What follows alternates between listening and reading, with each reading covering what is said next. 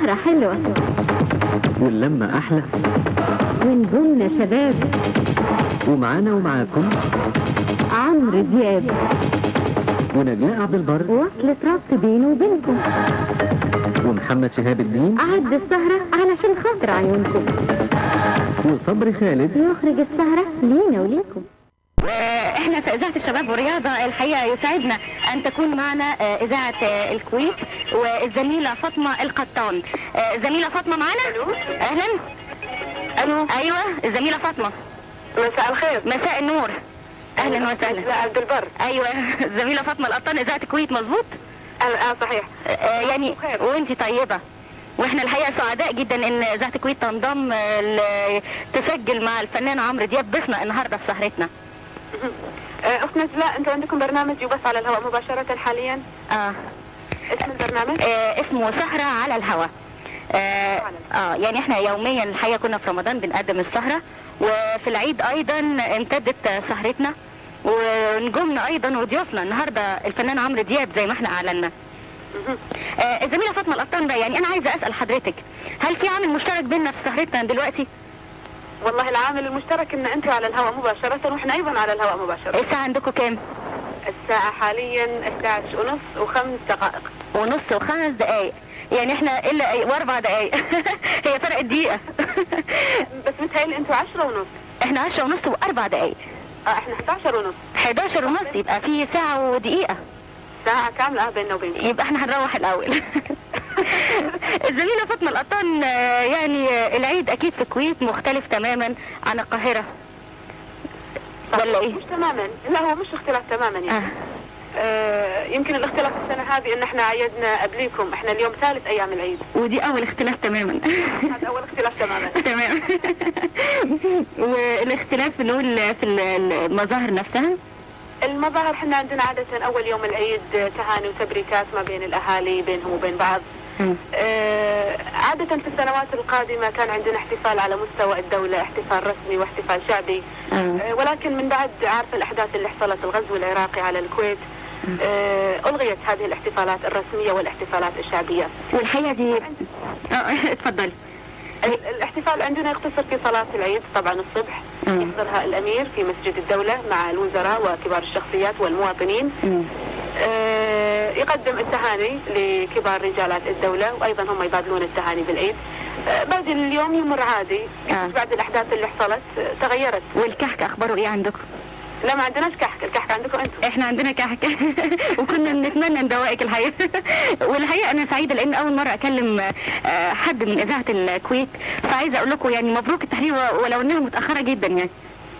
الله يبارك فيك.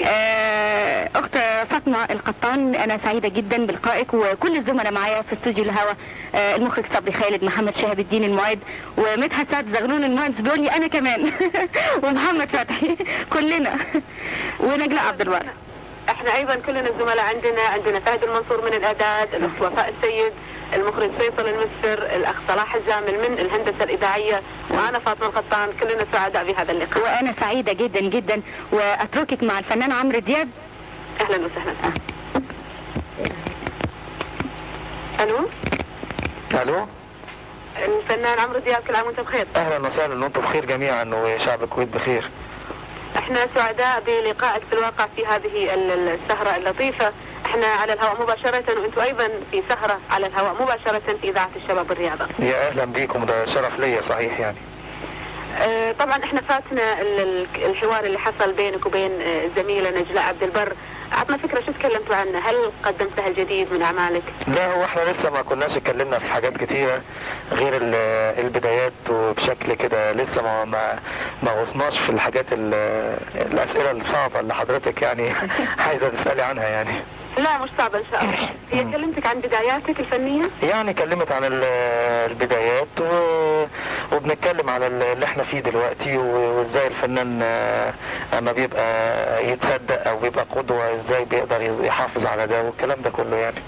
طب ازاي يبقى قدوة الفنان؟ ما هو وقت ما يلاقي الناس واثقة فيه ومصدقاه، وزي ما هي قالت بيقلدوه حتى في مظهره وكده، فلازم يوصل لمرحلة انه يحس ان دي قدوة، وده لازم يستغلها استغلال حسن، لان ده بيأثر في جيله وفي شعبه وكده يعني. نعم. الفنان عمرو دياب، احنا هني في الكويت شاهدنا لك الكثير من الاعمال، سمعنا وشفنا يعني عن طريق الكاسيت وعن طريق ايضا التلفزيون. شفناك في اغنية مسجلة للتلفزيون، متهيألي ما تخافيش انا مش نسيكي. ايوه. في ايضا اغاني على المسرح، حفلات. الملاحظ عليك الفنان عمرو دياب انك كثير الحركة على المسرح. والله هو دلوقتي يعني انا مش بحب التقيد بان انا اقف ثابت وكده، يعني ده طبعي من الاول، بس اعتقد ان مع السن والعمر هركز يعني.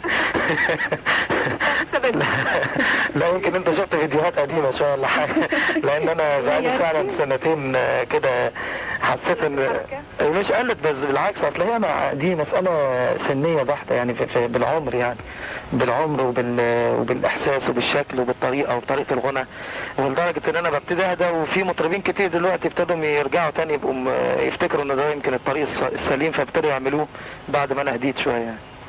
طيب انت شايف ان هذا فعلا الطريق السليم؟ لا هو شخصيه بس ملهاش دعوه بحاجه، ما انا بقول لك ان شاء الله ههدى مع العمر يعني. لانه عارف في اتهام يقولون ان انت تحاول تداري على اشياء على الصوت وعلى ما زي ما بيقولوا. ما هم زي كده. هو انا اهم حاجه عندي اقول لحضرتك هي النجاح. انا عمري ما فكرت ان انا اقول للناس ان انا صوتي حلو، ولا بقول ازاي اللحن ولا الكلام ده كله، ولا بقلد غيري. انا اهم حاجه النجاح. طالما انا ناجح فانا ماشي مظبوط وماشي صح، لان الجمهور عمره في حياته ما هقدر اضحك عليه، واذا ضحكت عليه سنه مش هضحك عليه السنه اللي بعديها، وكذلك يعني. طيب الفنان عمرو دياب، تشوف اغاني اجنبيه؟ تعرف الفنان مايكل جاكسون؟ اعرف طبعا. تعرف؟ يعني كلنا نعرفه. طيب. مش اصحاب، لا يعني ما نعرفش بعض قوي. لانه يقولون ان انت تحاول تقلده في لبسه في شكل، انت مايكل جاكسون العرب باختصار يعني. هم قالوا الفيس بريسلي، بس ما دام قلت مايكل جاكسون يبقى مفيش مشاكل. لا هو يمكن عشان انا مختلف شويه وبحبش التقيد باللي هو ابقى نمطي خالص، ابقى بيقولوا عليها ايه، تقليدي بالظبط. فانا بحب التجديد وبحب التطور وبحب فعلا ابقى متطلع على الحضارات الاخرى اللي بنشوفها بتحصل ايه، ونطوعها بشكل مناسب. قدرت اعمله او ما قدرتش، فده شيء بالنسبه لي كان حاجه محاوله عايز احققها يعني. نعم. الفنان عمرو دياب لك حفلات خارجية خارج جمهورية مصر العربية تحيي فيها حفلات؟ انا مسافر باذن الله، يمكن بعد ما بكلم حضرتك بكره امريكا عندي حفلات بقدمها بعد البرنامج. طبعا. لا مش همشي دلوقتي. لا عندي حفلات في الولايات المتحدة في امريكا وفي كندا، 11 حفلة في 11 ولاية ما بين امريكا وكندا، وده بيبقى ببداية التور او بداية المشوار بتاع الصيف بتاعي. نعم. ما ادري الزميلة نجلة عبد البر لو شاركنا ايضا؟ لو ايه؟ تشاركنا. اشاركهم قوي. في ايه بالظبط؟ يعني لو اسئلتك يعني، ولا ايه، مش قصدك كده برضو؟ بالاسئلة يعني نبي يعني انا لو انا كنت مسموعة دلوقتي معاهم. الزميلة نجلة من القاهرة. زميلة فاطمة القطان. ايوه معاكي. معايا. يعني احنا دلوقتي هنسأل الفنان عمرو دياب الحقيقة كان عن التجربة السينمائية ليه. فالفنان عمرو دياب هل لما يتكلم من غير التليفون هيوصل؟ انتوا كده سامعيني؟ لا بعيد. بعيد الصوت؟ كده سامعيني؟ نجرب. سامعيني؟ سامعين كده؟ هو هيكون صعب قوي. هيكون صعب. صوتك انت اوضح من صوتك. لان التليفون. طب انت حضرتك اسألي وانا اخد السماعة. طيب احنا قلنا التجربة السينمائية للفنان عمرو دياب، انا مش عايزة اقول انها فشلت، ولكن لم تحقق النجاح اللي حققه الاغنيات اللي قدمتها. من ناحية ايه بالظبط يعني؟ من ناحية انا عملت فيلمين، عملت فيلم اسمه العفاريت وعملت فيلم تاني اسمه ايس كريم في جليم. انا بقيس النجاح طول عمري بالمسألة ان الفيلم جاب ايراد قد ايه، ورقم كام في الايرادات في السنة، ورقم كام في حاجات، والنقاد قالوا له ايه، وخد جوائز ولا ما خدش. طب وانت انما الذوق الشخصي لبعض الناس ده عمره ما هيخليني اتكلم في نقطة بالشكل ده، لان المسألة دي صعبة شوية. ايس كريم في جليم خد احسن ثالث ايراد في السينما سنة 1972 من مؤسسة السينما المصرية، بعد الارهاب والكباب ومهمة في تل ابيب كان نمرة 3 ايس كريم في جليم، مع اني انا لا انا ممثل ولا كان معايا ابطال ممثلين سوبر ستار ولا حاجة، كان معايا مخرج. هل انت نجحت؟ ما انا هقول لحضرتك. ثانيا من ناحية النقاد الاستاذ سمير فريد اختاروا احسن فيلم سنة 92، وفي جمعية الفيلم خدوا له احسن تصوير واحسن وخدوا جوائز واحسن مونتاج واخدوا جائزة اخراج لخير بشار. انا بتكلم من وجهة نظر ان زي ما قلت لك في البداية ان اي حاجة جديدة بعملها او اي خط جديد بشتغله، زي ما ابتديت في الفن وقعدت 4-5 سنين ودلوقتي بقيت عمرو دياب ادرس واشوف ايه اللي بيحصل. مش ممكن هتيجي بعد تاني فيلم تقولي لي ان انا وصلت لمرحله ابقى زي عادل امام ولا زي احمد زكي ولا زي، انا عمري ما هوصل كده، لان دول مشوار بالنسبه لهم مشوار عظيم، ودول اساسا شغلتهم واساسا موهوبين في المساله دي قوي. غير كده انا ممكن اتعلم منهم او اتعلم من اللي انا بعمله لبعض الوقت عشان تحكمي عليا في العمل الثالث او الرابع، وبعد كده اذا حكم خلاص. انا عايزه حكمك انت. انا حكمي انا ان فيلم ايس كريم في جليم بالنسبه لي كانت خطوه مع مخرج شديد الحساسيه خير بشاره، خطوه بالنسبه لي جريئه جدا ومهمه جدا، ويعني الكلام اللي انا سمعته من كل النقاد اللي كتبوا عنه، اذا كان استاذ رؤوف توفيق ولا غيره، فده بالنسبه لي حاجه تسعدني جدا لاول عمل اعتبره عمل كامل بالنسبه للبطوله يعني.